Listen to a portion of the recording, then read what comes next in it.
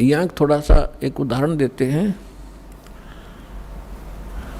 एक कथा आती है अपने पुराणों के अंदर, लेकिन ये जितनी कथाएं हैं ये इनकम्प्लीट हैं, इनको हमारे को कोई सिर पैर इन्होंने बताया नहीं, कथा सुना कर छोड़ दी।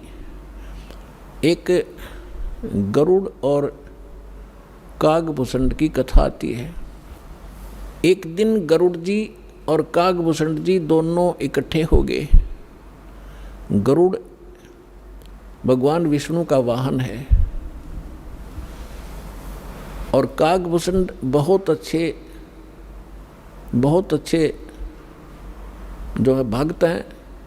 उनका ऊपर से मुंह कौवे का है, शेष शरीर जो है बॉडी देवता जैसी है, मनुष्य दृश्य है। और गरुड़ जी की भी यही दशा है। अब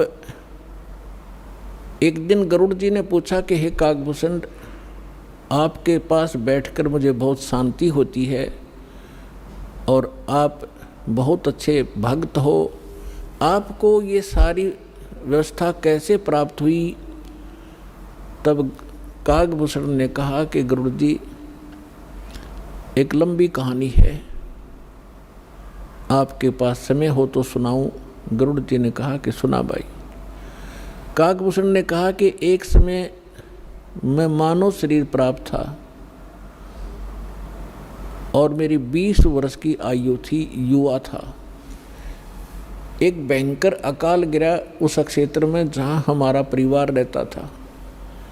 मेरा पूरा परिवार नष्ट हो गया भूख के कारण। टक्कर मार मार कर भाई बहन और माता पिता मर गए। मैं युवा था, शक्ति मेरे में ज़्यादा थी उनसे। मैं कई दिन रोज तक भूख सहन करके जीवित रहा। उस क्षेत्र को छोड़कर मैं दूसरे स्थान पर चला गया जहाँ अकाल नहीं था। वहाँ पेट भर अन्न खाया, लेकिन हृदय में एक ऐसी चोट लग गई कि ये क्या जीवन है यहाँ का। कल तक हम भाई बहन माता पिता के साथ बड़े प्यार से खेल रहे थे, रह रहे थे, एक दूसरे से बगैर एक पल भी दूर नहीं हो सकते थे। और आज ना माँ रही, ना बाप रहा, ना बहन रही, ना भाई रहे। इसने मुझे इतना तोड़ दिया कि अब कुछ सूझ नहीं रहा था। इतने में क्या सुना कि एक मंदिर से आवाज़ आई, भगवान की चर्चा हो रही थी। वहाँ गया तो मंदिर के अंदर एक शिव का पुजारी एक ब्राह्मण कथा कर रहा था। मैं पीछे बैठ गया जाकर। कथा के उपरांत सभी श्रोता चले गए, मैं वहीं बैठा रहा। ब्राह्मण ने पूछा, बेटा क्या बात है, कहाँ से आए हो, कौन हो? तब मैंने अपनी दुख भरी कहानी ब्राह्मण को बताई।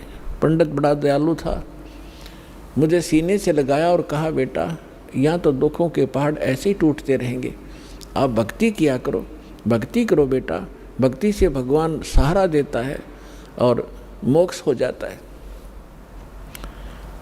तेरा कुछ नहीं है तो आप यहाँ मंदिर में रहो मेरे साथ।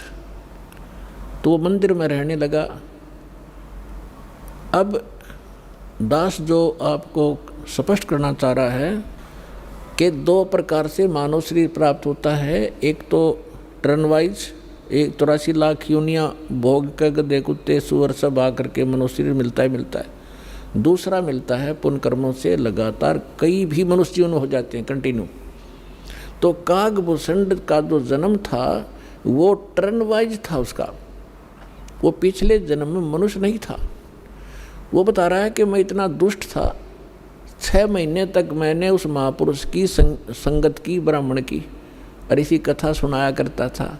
और कथा सुना के यूँ कहा करता, बेटा दीक्षा ले ले, भगवान की भक्ति से मोक्ष होगा। तो मैं टाल मटोल कर जाता था, फिर देखूंगा महाराज, क्योंकि परमात्मा की वाणी माता है, तुलसी पिछले पाप से हरिचर्चा ना भावे, जैसे जबर के बेग से भूख विदा हो जाए। जैसे किसी को बुखार हो गया हो, मलेरिया हो, तो उसको चाहे मनुखा दाख, किशमिश, हलवा, पूरी, खीर, कितना स्वादिष्ट भोजन दे दीजिए, वो जीभ परखते कहता कड़वा कड़वा लगता है, मुझे अच्छा नहीं लगता। अब ना वो मनुखा कड़वी है, ना हलवा और खीर कड़वी है। उस बुखार ने उसकी व्यवस्था शरीर की इसी बना दी कि उसको स्वादिष्ट वस्तु भी कड़वी महसूस हो रही है। अब वो उनको नहीं खा सकता, चाहे कितनी कोशिश कर लो, जीभ रखते ही थूक देता है, उसके बस की बात नहीं। अब उसके लिए ट्रीटमेंट क्या है, उसका विकल्प क्या है कि उसने कड़वी गोली खानी पड़ेगी ना चाहते हुए भी, और फिर वो व्यवस्था ठीक होगी। तो इसी प्रकार उसकी मजबूरी होगी वहाँ रहने की, उस कागभूषण की, और कोई सहारा नहीं था, कहीं रोटी नहीं थी, वहाँ रोटियाँ मिल रही थी, वो रहता रहा उस संत के साथ, लेकिन उसके अंदर वो भगवान की जो मनुखा दाक्षु आवा नहीं थी। 6 महीने तक उसने संगत करी, जब जाके एक दिन उसने दीक्षा ली। अब काल का इतना भयंकर जाल है कि ब्राह्मण वृद्ध हो गए, वो युवा थे। जो कथा गुरुजी सुनाया करते 6 महीने में 1 वर्ष में उसको वो याद होगी। उनकी अब्सेंस में वो कथा सुनाने लग गया, तो जितने भी श्रोता आते थे वो उसकी प्रशंसा करते थे कि वाह भाई वाह, कमाल कर दिया, आप तो पंडित जी से भी अच्छी तरह से कथा सुनाते हो, आपकी तो आवाज़ भी बड़ी सुरीली है। अब वो बताता है, इससे पुण्यात्मा आपको माइनस पॉइंट, जो फाउल पॉइंट हैं आपके भक्ति के, ये भी जानकारी होगी, हम कहाँ मार खाते रहे। अब उसमें अभिमान हो गया, प्रशंसा का पात्र बन गया, हवा भर गई उसके अंदर। और हम यहाँ दुखी होते हैं, कहते राज तजना सहज है, सहज तरिया का ने, और मान बढ़ाई ईर्षा दुर्लभ तजनाई। अब उसको मान बढ़ाई का रोग लग गया। एक दिन गुरुजी आए अपना पूजा पाठ करने के लिए, अपने घर से आते थे, उसको मंदिर में इंचार्ज बना दिया था, और वो बैठा था अपने प्रशंसकों के पास। 20-30 भगत बैठे थे, भगतमती बैठी थी, वो चर्चा सुनावा था। गुरुजी आगे, और वो जो भगत थे वो सारे उसके प्रशंसक हो गए। तो उसने उस दिन खड़ा हो करके गुरुजी का सत्कार नहीं किया, बैठे बैठे देख लिया, और मन में ये था यदि मैं उठूँगा, खड़ा होऊंगा तो मेरी बेइज्जती ना हो जाए श्रोताओं के सामने। उसमें ये दोष था, लेकिन संत ने ये ध्यान नहीं दिया। वो अपनी पूजा की धुन में उनके पास से निकल गया और मंदिर में आगे चला गया। वो बाहर परिसर में बैठे थे बरंडे में। तब आकाशवाणी हुई। भगवान शंकर का पुजारी था वो ब्राह्मण। भगवान शंकर ने आकाशवाणी की, ए धूर्त, तूने अपने गुरु का अनादर किया है, तुझे 1 लाख वर्ष तक नरक में डाला जाएगा। ये आकाशवाणी सुन ली गुरुजी ने। अपना आत्माओं, कबीर साहब कहते हैं, बहुत प्यारा बालक माँ का, उससे बढ़कर शिष्य गुरुओं का। अब पिता को पुत्र पुत्री बहुत अच्छी प्यारी लगते हैं, माँ को पिता से भी 100 गुना प्रेम होता है अपने बच्चों में, बेटा और बेटियों में। और यहाँ ये भी साथ में सिद्ध होता है कि गुरु जी को अपने शिष्य उन माँ से भी 100 गुना प्यारे होते हैं, कि ताकि इनका कल्याण हो, क्योंकि वो भविष्य की जानकारी रखता है कि यदि ये इस भक्ति पर सफल नहीं हुए तो इनके ऊपर के कहर टूटेगा।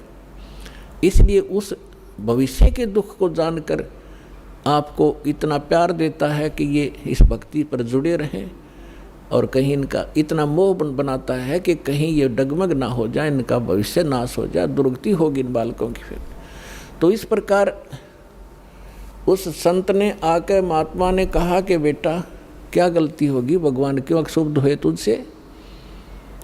अरे अक्षमा याचना कर भगवान से। आप भी खड़े हो गए और उससे भी कहा, और कहा है भगवान बालक है, भूल पड़ गई होगी, आपका बच्चा है, अक्षमा करो, आप तो दयालु हो, आप तो कृपालु हो, महादेव हो।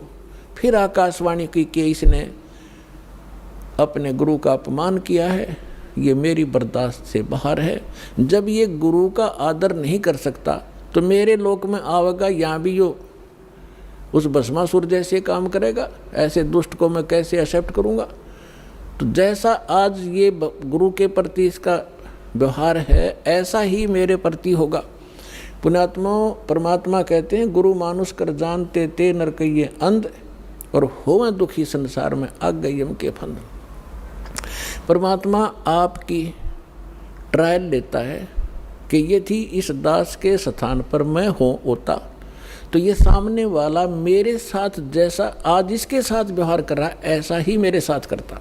इस प्रकार आप जी को इन सत्संगों के माध्यम से वो भक्ति नाशक पॉइंटों से भी आगाह कराया जाता है कि जिस कारण से आपकी भक्ति इन कारणों से नष्ट होती है।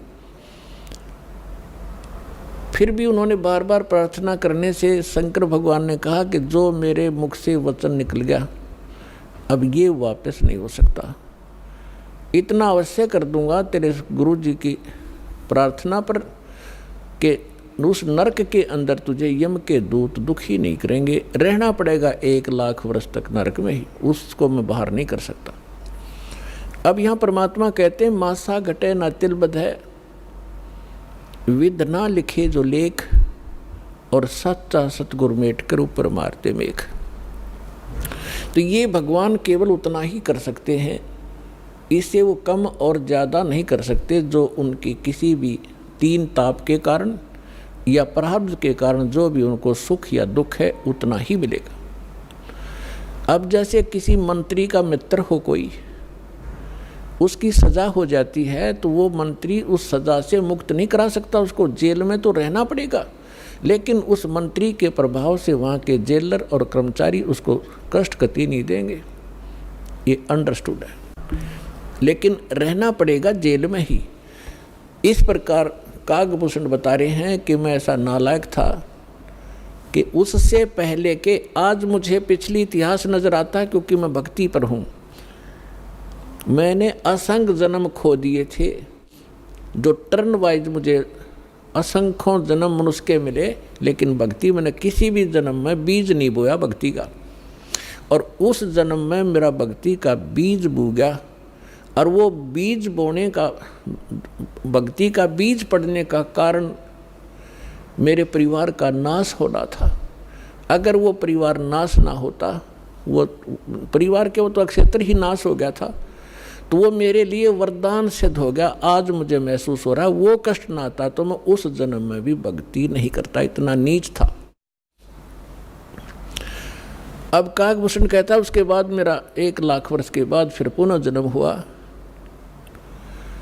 भक्ति की कसक मेरे अंदर फिर भी बनी रही।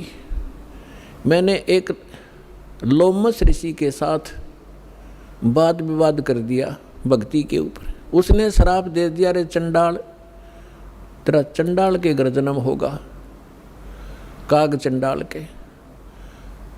तो कहता है कि मेरे मन, जब गुरुजी ने मुझे ऐसा क्रोध से वचन बोला, मेरे को क्रोध नहीं हुआ। मैं समझ गया कि बात बिगड़ गई। मेरे मन में क्रोध नहीं आया, ना दुख हुआ।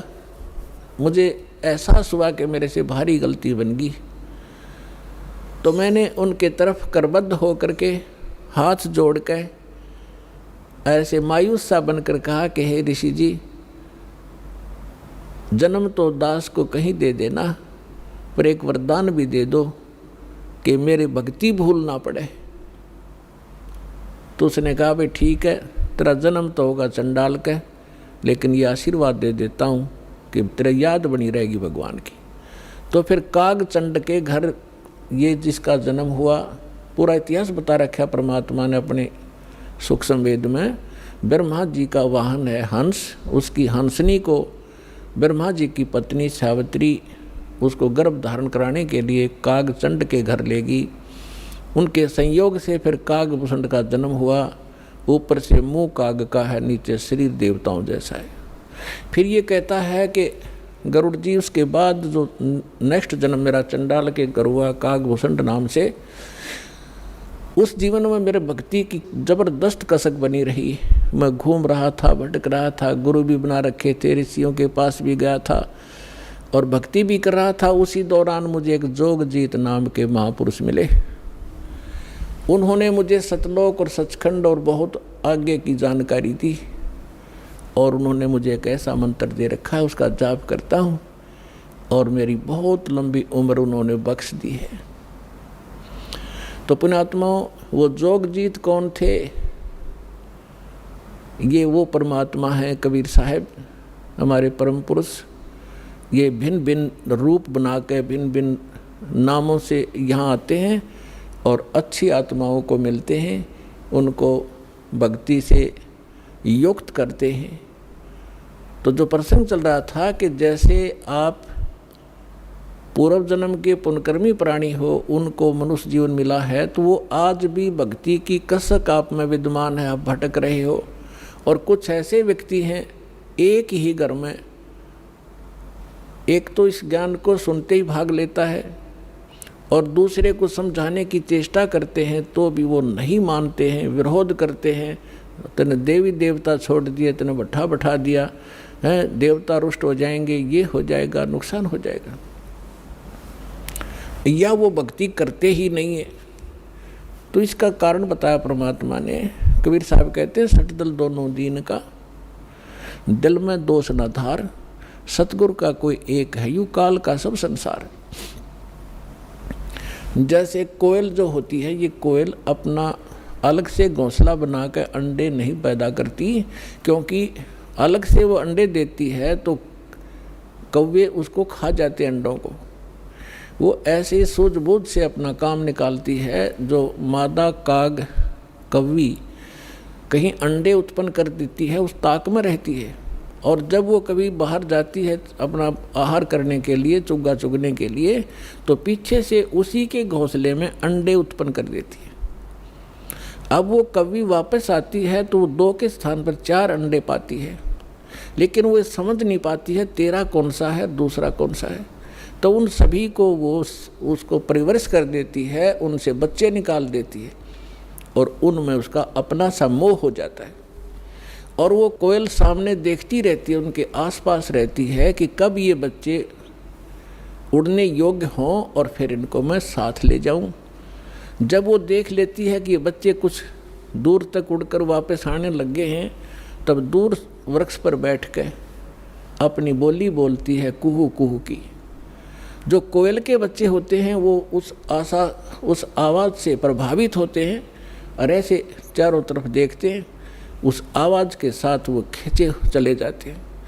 और जो काग वाले होते हैं उनका असर भी नहीं होता, वो अपने बैठे ऐसे ही, वो उड़कर चल पड़े, कोयल वाले काग वाले वहीं रह गए। अब कौवी दौड़ती है, उड़ती है पीछे पीछे उनके साथ कि मेरे बच्चे गए, तो कोयल और दूर चली जाती है, कुहू कुहू करती हुई उड़ती हुई, तो बहुत दूर निकल जाती है। कौवी वापस आ जाती है कि कहीं पीछे ये बच्चे तो गए सो गए, कहीं पीछे वालों को हानि ना हो जाए, उनको छोड़कर वह वापस आ जाती है। तो कोयल वाले बच्चे अपनी माँ की बोली पहचान कर उसके साथ चले जाते हैं और काग वाले वहीं रह जाते हैं। घर घर के अंदर आज ऐसी स्थिति हो चुकी है। जो परमात्मा के पूर्व जन्म के संस्कारी हंस हैं, परमात्मा की इस बोली को, कोयल की बोली को सुनते ही फड़क गए और भाग लिए सतलोक आश्रम की ओर। और वो भी अगर छाने नहीं हुए हैं, अभी समझन जोगे दो शेष रह रहे हैं, ये भी हो सकता है, तो वो भी अगर कोयल के होंगे तो अवश्य सतलोक आश्रम बरवाड़ा में आना पड़ेगा उनको। तो ठीक इसी प्रकार पिछले संस्कार से आपको सब वस्तु प्राप्त हो रही है, लेकिन आगे की भी तैयारी करवानी है। जैसे कागभूषण का पिछला संस्कार नहीं था, ऐसा रीजन बन गया और उसके ऊपर इतना सत्संग की बौछार होगी, ना चाहते हुए भी उसने वहाँ रहना था। रोज ऋषि ने, संत ने सत्संग करना था, उसका असर हो गया। अब जैसे किसी को सर्प डस जाता है और पहले मंत्रों से यंत्र ये सब जतन हुआ करते थे, गारुड़ एक मंत्र सिद्ध कर लेता है वेद का, और उस मंत्र से फिर वो विष उतारता है, तो उस जिसको सर्प ने डसा हुआ है वो अचेत पड़ा है, ना उस मंत्र की लैंग्वेज समझता है, ना आवाज़ सुन रहा है, लेकिन वो मंत्र फिर भी उसके ऊपर असर करके विष रहित कर देता है और वो सचेत हो जाता है। ठीक इसी प्रकार आज परमात्मा ने यही तरीका बनाया है। ऐसे साधन बना दिए, चिप बनवा दी, वीडियो ये DVD बनवा दी, सुबह दोपहर शाम की आरती कंपलसरी करनी पड़ेगी। अब घर के अंदर 2 सदस्य नहीं भी नाम लेना चाहते और ना सुनना चाहते, वो घर से बाहर कहाँ जाएंगे। आप अपनी आरती भी कर रहे हो, आप अपना मंत्र जाप भी कर रहे हो, आप परमात्मा की वाणी सत्संग भी चला देते हो देर सवेर, तो उनके ऊपर उस कागभूषण की तरह एक दिन असर होगा। और वो भी या राम नाम की कलम उनका भी चढ़ जाएगी एक दिन, और उनका पार होगा, क्योंकि भगवान का वचन है। तो ये तरीका अपनाया परमात्मा ने। परमेश्वर ने बताया कि हमारी काल के साथ वार्ता हुई थी, जब परमात्मा ने कहा था कि मैं नीचे के लोकों में जाके तेरी वास्तविकता बताऊंगा सभी प्राणियों को कि तू भगवान नहीं है, तू काल है, इनको खाता है, इसलिए तो इनको जन्मता और मारता है, पैदा करवाता और मारता है। असली भगवान कोई और है, वहाँ जाने का तरीका मैं बताऊंगा, ऐसा गुप्त मंत्र मैं लेकर आया हूँ। तब काल ने पैर पकड़ दिए, बहुत ज़्यादा जो है प्रार्थना की, परमात्मा ने स्वीकार की। इसने कहा कि भगवान 3 युगों में जीव ना ले जाना, कम ले जाना थोड़े थोड़े, और चौथे युग में कलयुग में कितने ही जीव ले जाना, इतनी दया मेरे पर कर दो।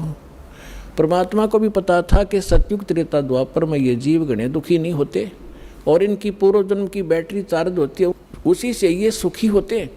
और ये सोच रहे होते हैं हम राम और कृष्ण की भक्ति कर रहे हैं, शायद इसी से सुखी हैं, तो इसलिए ये मेरे ज्ञान को स्वीकार नहीं कर पाएंगे। मालिक को मालूम था, तो इसलिए मालिक ने कहा था परमात्मा ने कि भाई ठीक है, चौथा युग जब कलयुग आई तब हम अपना अंश पठाई, और काल फंद छूटे नरलोई, सकल सृष्टि परवानिक हुई। परमात्मा ने कहा था जब कलयुग के अंदर मैं अपना दास भेजूंगा, और फिर ये काल के सब बंधन छूटेंगे, और सारा विश्व मानव शरीरधारी प्राणी और साथ में जो मनुष्य, जो पशु पक्षी हैं, वो भी मनुष्य शरीर धारण करेंगे, और वो सभी परमात्मा की भक्त नाम लेंगे। सकल सृष्टि परवानिक हुई, परवानिक माने दीक्षित होंगे। और कहते हैं कलयुग बीतते 5500 पाचा, तब ये वचन मेरा होगा साचा। और कलयुग बीत जावे जब एता, सकल यानी सभी प्राणी परम पुरुष पद चेता। 600 वर्ष पहले मालिक की वाणी में लिखा हुआ है, कबीर वाणी में, सच्चिदानंद घन ब्रह्म की वाणी में, यानी सूक्ष्म वेद में, उस तत्व ज्ञान में लिखा है। परमात्मा ने बोला था, धर्मदास जी लिखा था, उसमें कहा है कि जब चौथा युग जब कलयुग आई तब हम अपना अंश पठाई, और काल फंद छूटे नरलोई, नर नारी सभी का काल का फंद छूटेगा, तो इसने जकड़ रखा है, मूर्ख बना रखा है, बस इतना ही सीमित कर दिया, ये तेरा बेटा है या तेरी बेटी है, ये तेरी कार या तेरी कोठी है, 1 मिनट में मृत्यु हो जा, छोड़ बेटा, अब ये सब मेरी है, तू गधा बन।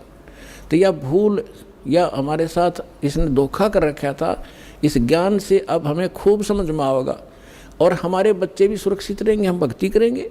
परमात्मा की शरण में आने से हमारे प्रारब्ध के जो पाप आने हैं, मृत्यु होने या काल मृत्यु या कोई अन्य अंग भंग होना है, वो नहीं होगा। अगर आप नियमित रहोगे, सच्चा विश्वास के साथ ही सद्भक्ति करोगे, तो वो दुख टलेंगे, आपके बच्चे आखिर तक आपके साथ रहेंगे जब तक, और वो भी मुक्त होंगे और आप भी होंगे, यदि सारे भक्ति पर लग जाओगे। तो परमात्मा ने कहा था कि सकल सृष्टि परवानिक होई, काल फंद छूटे नरलोई।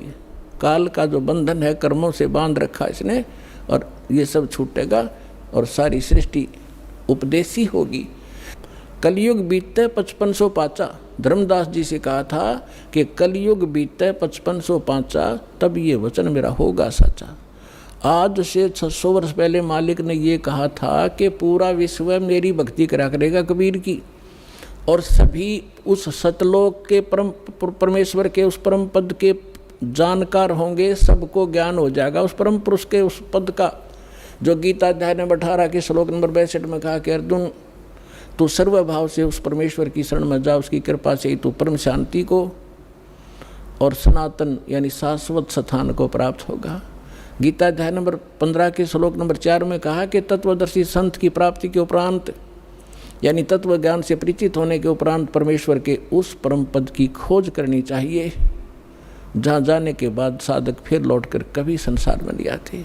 और जिस परमेश्वर ने सब ब्रह्मांडों की रचना की है अपने विषय में गीता ज्ञानदाता कहता है दूसरे अध्याय के 12वें श्लोक में, चौथे अध्याय के 5 और 9 श्लोक में, 10वें अध्याय के दूसरे श्लोक में कि अर्जुन तेरे और मेरे बहुत जन्म हो चुके हैं, आगे भी होंगे और पहले भी हम जन्मते रहे हैं। इसलिए वो कहता अर्जुन तू सर्वभाव से उस परमेश्वर की शरण में जा जिसकी कृपा से तू परम शांति को और परमात्मा सनातन परम धाम को प्राप्त होगा।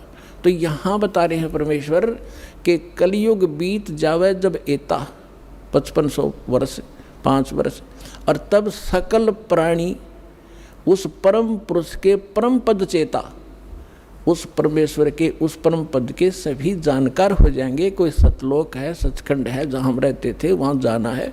तो जहाँ आशा ताबासा हुई, मन कर्म वचन सुमरियो सोई। तो जो प्रसंग चल रहा है हम उसी पर आते हैं। अब आपके जो पूर्व जन्म के संस्कार हैं उस कारण से आप भक्ति की चाह आप लिए हुए हो। दुर्भाग्य आपका कि उन नकली संतों के पास पहुंच गए। तो परमात्मा ने कहा था कि जब कलयुग 5505 बीत जाएगा उसमें सभी पंथ और सभी जितने भी मजहब अपना उनके धर्म गुरु वर्तमान गुरु जो भी ज्ञान रखते हैं वो सब सुना चुके होंगे, उनकी बहुत बड़ी पुस्तकें बन चुकी होंगी। उसके बाद मेरा दास जाएगा और उन्हीं सद्ग्रंथों को, जिन सद्ग्रंथों पर प्रत्येक मानव आधारित है, जो भी जिस मजहब धर्म से संबंध रखता है, उन्हीं से यथार्थ ज्ञान उनके रूबरू करेगा। उसके लिए परमात्मा ने सबसे पहले आपको ये इंस्ट्रूमेंट बनवाए, प्रोजेक्टर बनवाए, टीवी चैनल बनवाए। दास आपको तो अब समझ में आएगी कि ये क्या हो रहा है, और आपको इतना तो ज्ञान है कि आज से 10-12 वर्ष पहले इनका नामो निशान नहीं था, और पीछे जाओगे तो किधर सोच भी नहीं थी कि ये ऐसे इंस्ट्रूमेंट बनेंगे। यदि मानव बना सकता तो बहुत पहले बना लेता इसको। ये परमात्मा का दिया हुआ ज्ञान बुद्धि है, पूरा विश्व उसके बालक हैं। कहीं से भी इसने किसी क्षेत्र से, पृथ्वी के किसी कोने से भी इंस्ट्रूमेंट किसी भी अपने बच्चे से बनवाया, ये गॉड गिवन माइंड है। मानुष जीव सत्र का ये नहीं बना सकता। ये इसलिए बनवाया दाता ने, पहले आपको शिक्षित किया। अब इस दास का जन्म 1951 में हुआ, तब तक शिक्षा का कोई नामो निशान नहीं था। इक्का दुक्का की तो बड़ा करता कोई, और उसके बाद एकदम बाढ़ सी आ गई। इतने आकर्षित हुए, कारण कुछ भी बिना, चाहे रोजी रोटी के लिए सब ने डिवोट कर दिए अपने बालक। 20-20 वर्ष तक बेटा बेटी पढ़ो पढ़ो, और मालिक ने दया करनी थी कि इसका सदुपयोग करेंगे। फिर ये इंस्ट्रूमेंट आपके सामने है, सदग्रंथ आपके रूबरू कर रहा है दास, और उनका निष्कर्ष निकाल के परमात्मा के ज्ञान से तोल रहा है। तो इस मानुष जीवन का मूल उद्देश्य यही है कि आप भक्ति करके यहाँ से पीछा छुटवाओ, और जिस परिवार को आप सुखी और धनी देखना चाहते हो वो भी भगवान से ही हुआ करता है। भगवान आपको दोनों काम करेगा, यहाँ भी सुख देगा और मोक्ष भी मिलेगा। अब ऐसा कौन अनजान होगा जो इस अवसर ने चूकेगा? अब सभी इस बात को स्वीकार करेंगे। तो प्रसंग अब चल रहा था कि हम जब सतलोक से आए, हम धनी थे भक्ति के। इस काल भगवान ने अपने ऊपर रेस्टोरेंट बना रखे हैं, स्वर्ग महास्वर्ग। प्रत्येक जो भी देव है उन देवों के अपने लोक हैं अलग से, जैसे विष्णु लोक, शिव जी का लोक, ब्रह्मा जी का लोक और गणेश जी का लोक, ऐसे। तो वहाँ इन्होंने अपने रेस्टोरेंट बना रखे हैं। वहाँ जो विष्णु जी का पुजारी वहाँ जाएगा, उसने जितने पुण्य किए हैं, भक्ति की है भगवान की, तो उसका टैक्स लेगा वो उस रेस्टोरेंट में 10%, किसी ने 20% उसकी पुण्य कमाई से, और वहाँ सब सुविधाएं उनको देंगे जैसे होटल में होता है। पैसे उसी के होंगे, खर्च पुण्य उसी के होंगे। उन पुण्यों से भी 10-20% वो ये देवता हम आपसे टैक्स लिया करते हैं। और जब आपकी वहाँ पूंजी समाप्त हो जाएगी, पुण्य समाप्त होती है, आपको 84 लाख योनियों में गधे कुत्ते जो भी संस्कार वैसे वहाँ भेज दिया जाएगा। और अब हम जो सतलोक कैसे जाएंगे, हमारी भक्ति शास्त्र अनुकूल ना होने से हमारे पूर्व जन्म के जो संस्कार थे वो सतयुग त्रेता द्वापर में अक्षीण हो गए। अब चौथा युग जब कलयुग आ गया, अब इसमें आप देख रहे हो कोई प्राणी सुखी नहीं है, कोई भी सुखी नहीं है। चाहे ऊपर तो आपने कितना चिकना चोपड़ा दिखता हो और चाहे प्रधानमंत्री दिखाई देता, उसको चैन सपने में नहीं है। कोई ना कोई ऐसी टेंशन उसके घर करी हुई है कि वो बता भी नहीं सकता किसी को। तो इसलिए परमात्मा को ये मालूम था कि जब इनके पुण्य क्षीण हो जाएंगे तब इनकी आंखें खुलेंगी। ये वो भक्ति भी करके छक लेंगे, उन संतों के पास भी भटक कर छक लेंगे जिनको ये संत मानते, और फिर भी ये ज्यों के त्यों रहेंगे, तब हमारे दास के पास आएंगे। और वो ऐसा मंत्र समर्थ के पास वो पावर है कि आपके संस्कार प्रारब्ध के दुख को भी, प्रारब्ध के संस्कार को भी वो चेंज कर सकता है। मासा घटे न तिल बधै, विद ना लिखे जो लेख, और सच्चा सतगुरु मेट के ऊपर मार दे मेघ। अब सतगुरु ना मिलने से भेड़ पूछ को पंडित पकड़े बादो नदी बिहंगा, गरीब दास वो भवजल डूबे जिनको नहीं साध सत्संगा। कबीर इस संसार को समझाऊं के बारे, ये पूछ पकड़ के भेड़ की और उतरा चावे पारे। साधना तो नकली कर रहे हैं और इंतजार कर रहे हैं सुख होने की और मोक्ष की। कहते हैं संशय शोक सराय में सुतक दिन राती, और जीवत जग में जूती पड़े फिर जम तोड़े छाती।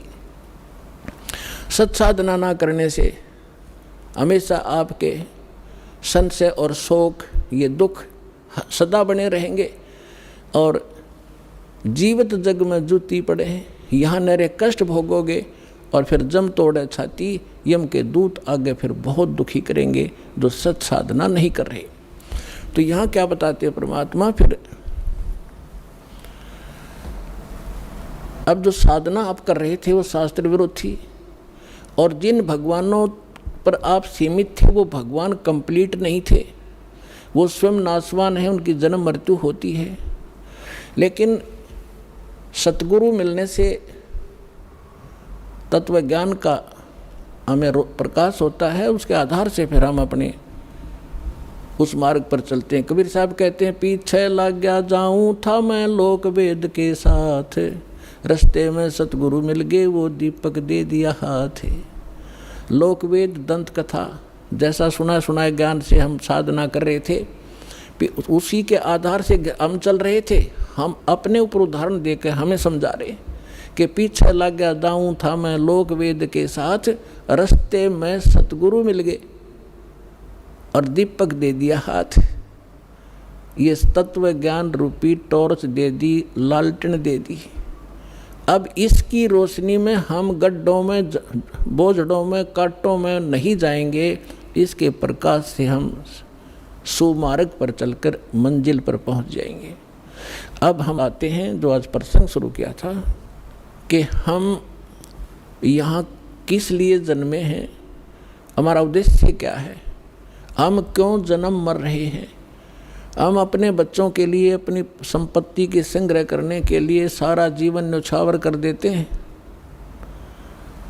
और हमारे सामने या तो कोई बच्चे की मृत्यु हो जाती है या स्वयं ही हम चले जाते हैं। तो उस समय हमारी बुद्धि काम करने योग्य नहीं रहती, केवल हाहाकार, रोना पीटना, अब क्या होगा, बच्चों का क्या होगा, कहाँ जाऊँगा, तो इतनी सी बात समाई रह जाती है। तो यहाँ परमात्मा हमें याद दिलाते हैं कि अब आपको एक विकल्प दिया जा रहा है कि आप ये साधना करो जो शास्त्र अनुकूल है, और शास्त्र अनुकूल साधना इस दास के अतिरिक्त इस विश्व में नहीं है। कुछ दिनों में बुद्धिमान हो, आपके रूबरू सारा ज्ञान होगा। उन महापुरुषों का भी दास दिखाता है, साथ के साथ ये मंत्र बताते हैं, ये मंत्र बताते हैं, ये ज्ञान सुनाते हैं, और ये वास्तविक ज्ञान है, ये वास्तविक मंत्र हैं, ये हमारे सद्ग्रंथ प्रमाणित करते हैं। और ये उन्हीं महापुरुषों ने इन मंत्रों का जाप किया जिनको आप मोक्ष प्राप्त मानते हैं, उनके इतिहास से आपके रूबरू किया जाता है, जिससे एक इस उलझे हुए गुत्थी को समझाने के लिए एक पॉइंट के ऊपर ढेर सारे प्रमाण आपको दिखाने पड़ते हैं। जब पिछला रंग हटता है और तब जाके ये ज्ञान ग्रहण होता है। तो जो प्रसंग चल रहा है कि जैसे कई भक्त कह देते हैं कि आपके जैसे कबीर पंथियों से हमारे भक्त मिलते हैं, या राधा स्वामी वालों से, धन धन सतगुरु वालों से, ये ही ज़्यादा भगवान उस सतलोक का ठेका ले रहे हैं कबीरपंथी। और ये वो नकली कबीरपंथी। कबीरपंथी हो तो फिर तो बात ख़त्म हो जाती। पंथ माने मार्ग, वे जो भगवान ने रास्ता बताया कबीर साहब ने, वो कबीर पंथ है, वो कबीर के जी के द्वारा दिया गया मार्ग है, वो कहते हैं कबीरपंथी। अब जैसे यहाँ हिसार से जा रहे हैं इस सिरसा की ओर और कह रहे हैं हम दिल्ली की ओर जा रहे हैं, हमें दिल्ली जाना है, हम दिल्ली पंथी हैं, तो उनको कौन समझावे? जा रहे हो सिरसा की ओर और कह रहे हो हम दिल्ली जा रहे हैं, तो कहते हैं कबीरपंथी और जा रहे हैं काल के पंथ पर। तो वो परमात्मा वाला ज्ञान नहीं और वो सत भक्ति नहीं, तो वो कबीरपंथी नहीं है। वैसे अब इनका छाप लगी कबीरपंथ की, तो कहना पड़ा है उनको समझाने के लिए कि वो व्यक्ति हैं जो गलत साधना करें। तो ये सभी सतलोक की महिमा सुनाते हैं, और जब हमारे भक्त उनसे कहते हैं कि ऐसे ऐसे वहाँ चलो सही साधना है, सही ज्ञान है, तो वो कहते नहीं, वो तो काल के नाम देता, शुरू से ही काल के नाम देता है। काल कौन से? ब्रह्मा विष्णु महेश।